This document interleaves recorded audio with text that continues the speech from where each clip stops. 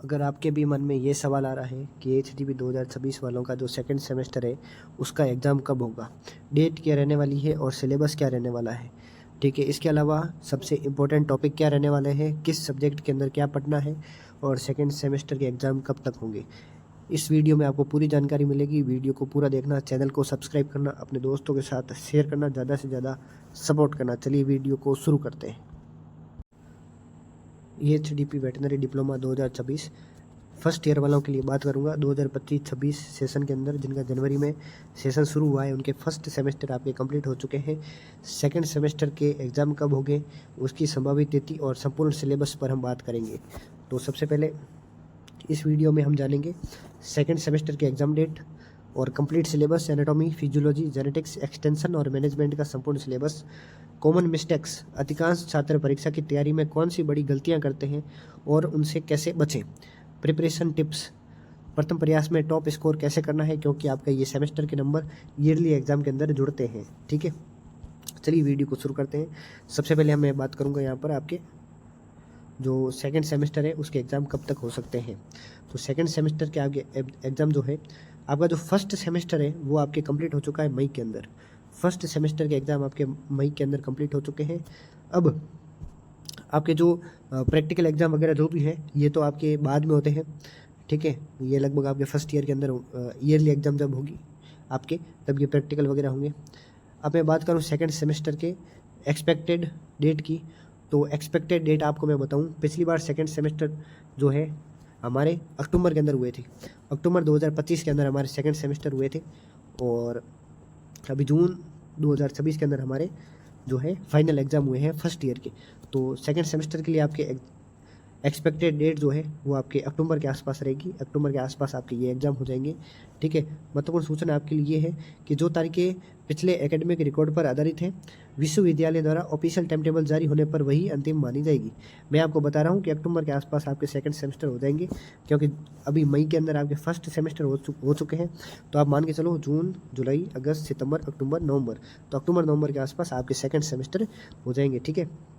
अब मैं आपके सब्जेक्ट जो है इंपॉर्टेंट उसकी बात करूंगा। सबसे पहले मैं एनाटॉमी की बात करूंगा। एनाटॉमी के अंदर सबसे इंपॉर्टेंट है आपके ऑस्टियोलॉजी, हड्डियों के बारे में। स्कैपुला हो गई, आपके जो ह्यूमरस है, ठीक है, टिबिया फिबुला है, जो भी ये हड्डियाँ हैं इनकी पहचान वगैरह, क्लासिफिकेशन, ठीक है, सामान्य जानकारी हड्डियों की आपको होनी चाहिए। दूसरा टॉपिक है हमारे एंथ्रोलॉजी और मायोलॉजी, जिसके अंदर पेशियाँ आती है, आपकी पेशियाँ आती हैं, जोड़, जॉइंट्स, जिसे हम जॉइंट कहते हैं, ये इंपॉर्टेंट है। फिर स्प्लेंचनोलॉजी, अंग विज्ञान, इसके अंदर आप आता है पाचन तंत्र। पाचन तंत्र के अंदर रुमंती, जानवरों के अंदर पाचन हो गया, अरुमंती के अंदर पाचन हो गया, ये सब इंपॉर्टेंट है। उसके अलावा आपके रेस्पिरेटरी एंड एक्सक्रेटरी सिस्टम जो है आपके जो उत्सर्जन तंत्र है और श्वसन तंत्र है, ये इंपॉर्टेंट है। उसके अलावा आपके रिप्रोडक्टिव सिस्टम है मेल और फीमेल का, वो आपको याद करना है, उसका चित्र आपको आना चाहिए।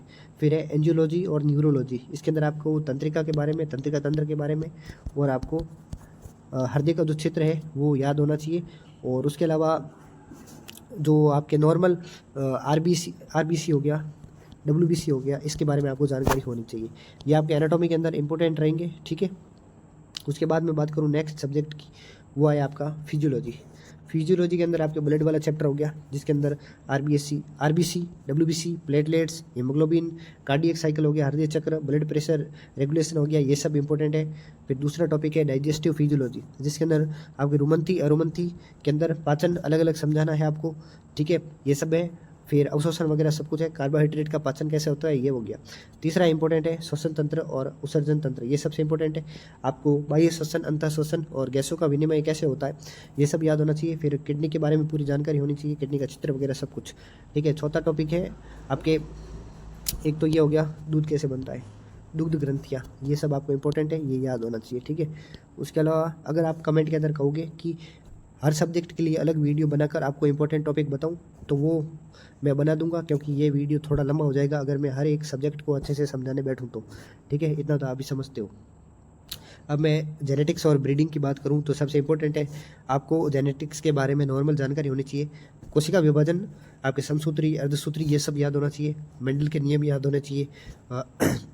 गुणसूत्र, क्रोमोजोम वगैरह सब कुछ याद होना चाहिए आपको, ठीक है।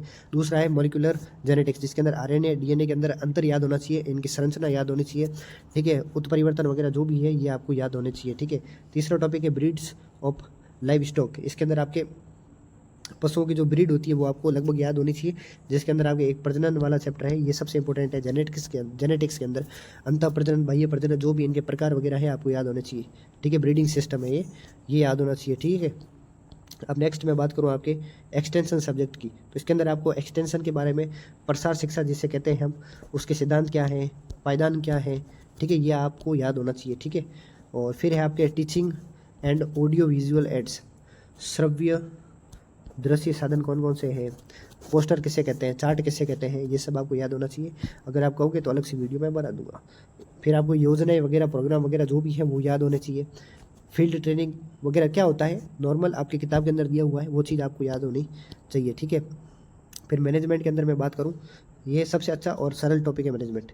इसके अंदर आपको मुर्गी फार्म के बारे में, पशुओं का घर कैसा होता है, लंबाई चौड़ाई कैसे होती है, ठीक है, उसको हम कैसे ठंडा रख सकते हैं, एक गाय की देखभाल, गर्भित गाय की देखभाल, बछड़े की देखभाल कैसे करते हैं, ठीक है, साफ़ सफाई कैसे करते हैं, सैनिटाइजेशन कैसे करते हैं, ठीक है, केयर कैसे करते हैं हम गाय की, बछड़े की, ये सब आपको मैनेजमेंट के अंदर पूछा जाता है। तो ये सारे टॉपिक आपके लिए इंपॉर्टेंट रहने वाले हैं, ठीक है। कॉमन मिस्टेक्स जो हर एक स्टूडेंट करता है उसको हम कैसे सुधार सकते हैं।